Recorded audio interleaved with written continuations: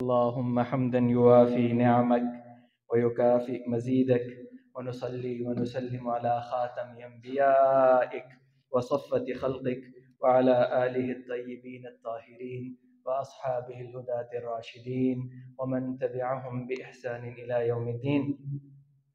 عزیزان من، ابا جان اور باقی ان کے ساتھی اور جامعہ کے طلباء اور تمام مہمان، میں نے شروع میں کہا کہ میں نے جو باتیں کرنی تھیں ان میں سے بہت ساری باتیں ہاشمی صاحب نے یہاں پہ ارشاد فرما دی ہیں. میں صرف ایک دو حوالوں سے آپ کی توجہ مبذول کرانا چاہتا ہوں، وہ میں کراتا رہتا ہوں. ایک یہ ہے کہ یہ ایک بچے نے نا یہاں پہ عربی میں تقریر کی، تو اس نے کہا جی اقبال فلاں جگہ پیدا ہوئے. انہوں نے برطانیہ سے قانون پڑھا. کسی کچہری میں چلے جائیں، ہر کچہری میں 10 بندے ہیں جنہوں نے برطانیہ سے قانون پڑھا ہے. ٹھیک ہے نا جی. انہوں نے کہا جی جرمنی سے پی ایچ ڈی کی، آپ ہر شہر دوسرے شہر میں جرمنی کا پی ایچ ڈی بنتا ہے. ٹھیک ہے نا جی. انہوں نے کہا جی کہ وہ انہوں نے گورنمنٹ کالج سے فلسفہ پڑھ لیا، تو اقبال کے بعد بھی تو روزانہ ہر سال 25-30 کی کلاس بیٹھتی ہے، ابھی تک فلسفہ پڑھ رہے ہیں لوگ. تو لہٰذا پوائنٹ مس ہو جاتا ہے. یہ ہمارے بچے جو ہے نا، یہ بچپن سے جی علامہ اقبال رحمۃ اللہ علیہ فلاں جگہ پیدا ہو گئے، اعلیٰ تعلیم کے لیے فلاں جگہ تشریف لے گئے، وہ اصل مس کر دیتا ہے. سارے گئے نا، یا تو یہ بات ہوتی کہ اعلیٰ جس نے برسٹری کی لندن سے وہ اقبال بنتا، یا جس نے جرمنی سے پی ایچ ڈی کی وہ اقبال بنتا، یا جس نے فلسفہ پڑھ لیا گورنمنٹ کالج سے وہ کچھ بنتا. تو بات وہی ہے جو ہاشمی صاحب نے تھوڑی دیر پہلے کی ہے کہ اقبال جو ہے نا، وہ اقبال اس وجہ سے تھا کہ وہ جو اسلام کا علمی اثاثہ ہے اس کے اندر بہت کھبا ہوا تھا. یعنی کوئی بندہ پہلے تفسیر اور حدیث کو درست پڑھے اور پھر ایم اے فلسفہ کرے تو امکان ہے کہ چھوٹا اقبال بن جائے. ٹھیک ہے نا جی. کوئی بندہ، یعنی آپ میں سے کسی نے اگر ان کی پڑھی ہو نا، وہ کیا ہے، ویسے تو وہ نہیں ریکمینڈ کرتے تھے کہ اس کو پڑھیں، کیا ہے evolution of meta physics in پرشا. ٹھیک ہے نا. تو اس میں آپ دیکھیں گے پیسیجز کے پیسیج وہ تاریخ تبری سے نقل کر، بندے کو لگتا ہے کہ یار یہ میں تبری کی تاریخ کو پڑھ رہا ہوں. تو لہذا میری سب لوگوں سے گزارش ہے کہ اس بارے میں بڑے واضح رہیں.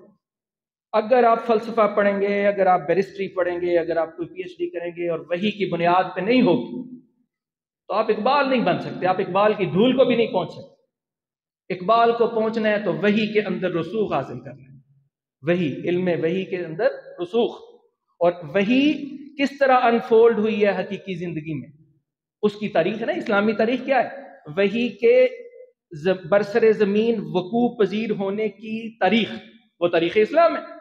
تو لہذا اس کو پڑھنا کہ وحی کس طرح سے اپنے جوہر دکھاتی ہے زمین کو، اس کو بہترین طریقے سے سمجھیں گے تو اس بات کا امکان ہے کہ اقبال بنا جا سکے گا.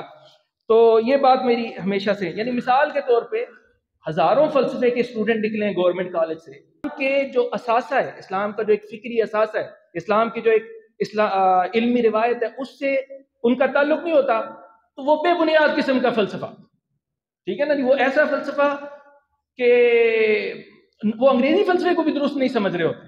یعنی ہمارا ان کے ساتھ تعامل ہوتا ہے تو پتہ چلتا ہے انہیں انگریزی بھی سمجھ نہیں آئی. چونکہ آپ کو اگر نماز کا پتہ ہو نا تو پھر آپ کو پتہ ہوتا ہے کہ عیسائی سروس کرتے ہوں گے تو ان کے کیا جذبات ہوں گے نا. یعنی ان کا کوئی بندہ ایک خدا کو مانتا ہو تو اس کو احساس ہوتا ہے کہ دوسرے کا کیا ہو. تو وہ نہیں جب اپنی بات جانتے تو یہ والی ان کی کیفیت ہوتی ہے.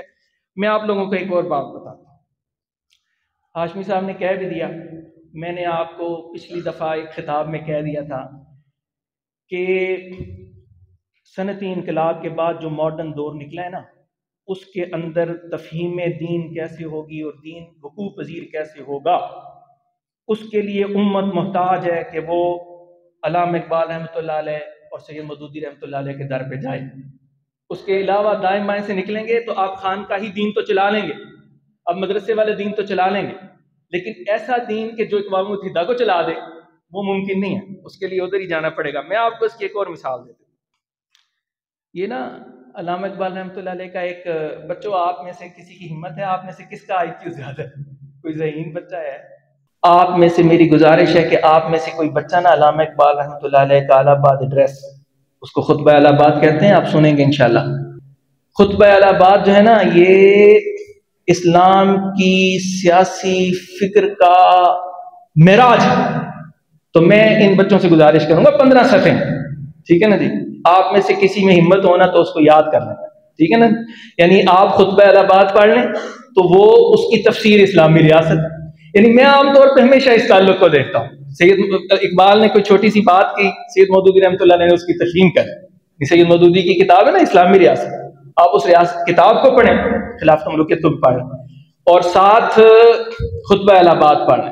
خطبہ اہل آباد میں علامہ اقبال رحمۃ اللہ علیہ نے اسلام کی سیاسی فکر کا معراج پہ پہنچا دیا، ٹھیک ہے نا۔ تو میں عام لوگوں سے صرف یہ کہنا چاہ رہا ہوتا ہوں کہ توجہ اس پہ کرنی چاہیے، جیسے ہاشمی صاحب نے بھی کہا کہ کسی کی شخصیت کے انگریڈینٹس کیا ہیں، ٹھیک ہے نا جی، تو ان کی شخصیت کا بنیادی انگریڈینٹ جو ہے نا وہ بیرسٹری نہیں ہے برطانیہ والی، ان کی شخصیت کا بنیادی انگریڈینٹ نہ جرمنی والا فلسفہ ہے، ٹھیک ہے نا جی، ان کی شخصیت کا بنیادی انگریڈینٹ وحی ہے، اور صاحب حامل وحی کے ساتھ شدت سے محبت، حامل وحی کے ساتھ شدت سے محبت، یہ ہے ان کی شخصیت کا انگریڈینٹ۔ اور وحی کے اصول وحی کے اندر اصول ہوتے ہیں اور جزیات ہوتے ہیں۔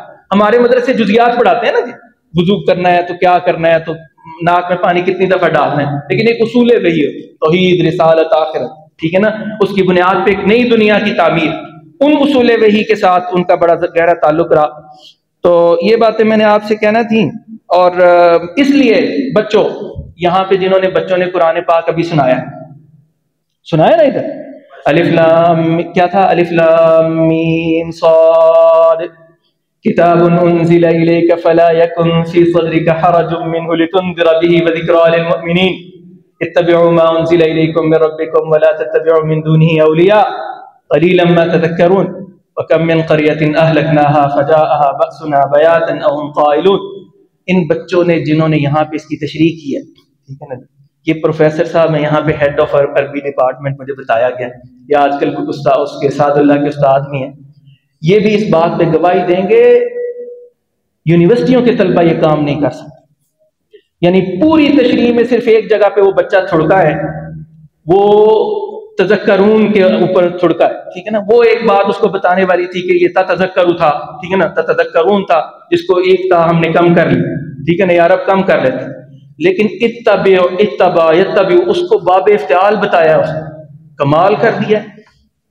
یونیورسٹیوں والے کیا مدرسوں والے نہیں کر سکتے؟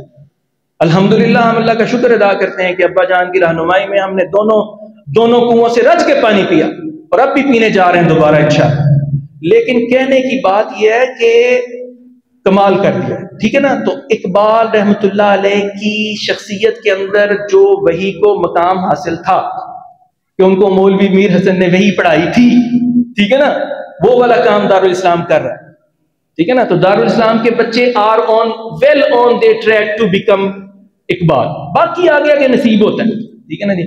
کوئی بندہ بیچارہ معاشرے سے تھڑک جائے گا، کوئی نوکری کے چکر میں پڑ جائے گا، کوئی کسی چکر میں پڑ جائے گا، تو لہذا میں آپ لوگوں سے کہوں گا کہ اقبال کی شخصیت کے اندر جو سب سے اہم جزو تھا قرآن اور اس کا فہم، اور قرآن سے براہ راست میں آپ کو بتاؤں نا جی، یہ جو میں بھی خطبہ آپ کے سامنے پڑھ رہا تھا، الف لام میم صاد کتاب انزل الیک فلا یکن فی صدرک حرج منہ لتنذر به وذکریٰ للمؤمنین۔ آپ تصور کریں کہ رسول اللہ صلی اللہ علیہ وسلم یہ خطبہ دے رہے، خطبے تھے، قرآن پاک خطبہ ہے نا، رسول اللہ صلی اللہ علیہ وسلم خطبہ دے، اتبعوا ما انزل الیکم من ربکم ولا تتبعوا من دونه اولیاء قلیلا ما تذکرون۔ تو یہ خطبہ آپ سمجھ ہی نہیں سکتے اس کا عروج، اس کا معراج جب تک آپ عربی نہیں جانتے، ٹھیک ہے نا۔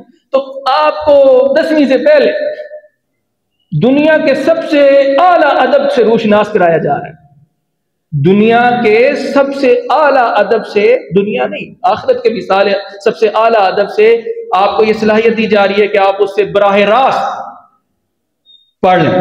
تو اور کیا چاہیے؟ آپ لوگوں کی صلاحیت ہے کہ آپ اس میں کتنا آگے جا سکتے ہیں۔ اللہ تعالیٰ آپ کو اس میں بہت زیادہ آگے بڑھنے کی توفیق عطا فرمائے۔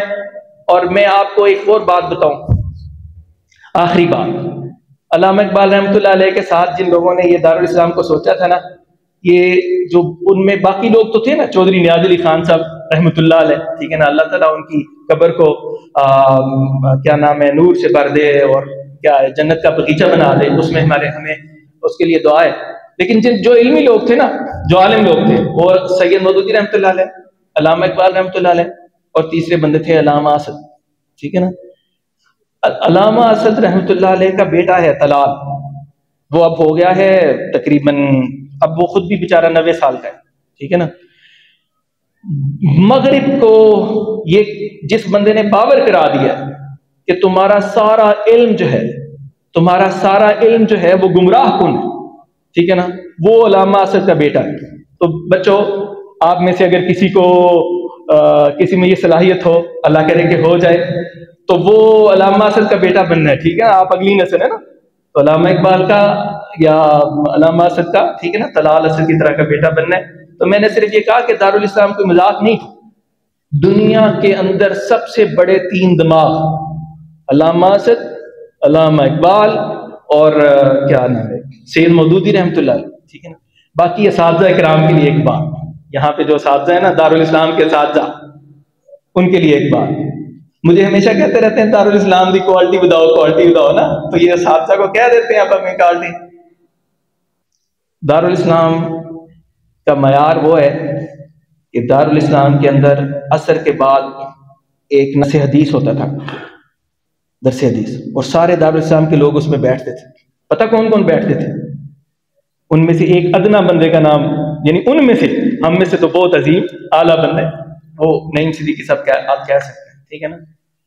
یعنی درس حدیث سید مودودی رحمۃ اللہ علیہ دیتے تھے، اور امین احسن اصلاحی صاحب اس میں طالب علم کے طور پہ بیٹھے تھے، اور فجر کے بعد درس قرآن ہوتا تھا گھنٹے کا، اور اس کو امین احسن اصلاحی صاحب دیتے تھے، اور سید مودودی اس میں طالب علم کے طور پہ بیٹھتے تھے، سامع کے طور پہ، نہ طالب علم کے، سامع کے طور پہ۔ تو اساتذہ کا لیول تھا جس سے بچوں کے لیول اوپر جاتے ہیں۔ یہ شمس العلماء مولوی میر حسن کا لیول تھا جس کی وجہ سے اقبال نے ٹیک آف کیا۔ تو اساتذہ کو فراہم کرنا ہے کہ بچہ ٹیک آف کر سکے، ٹھیک ہے نا، تو لہٰذا یہ بڑی اہم بات ہے۔ باقی ہاشمی صاحب نے جو باتیں کہی ہیں وہ میری ہی باتیں تھیں۔ وآخر دعوانا الحمدللہ رب العالمین۔ Thank you.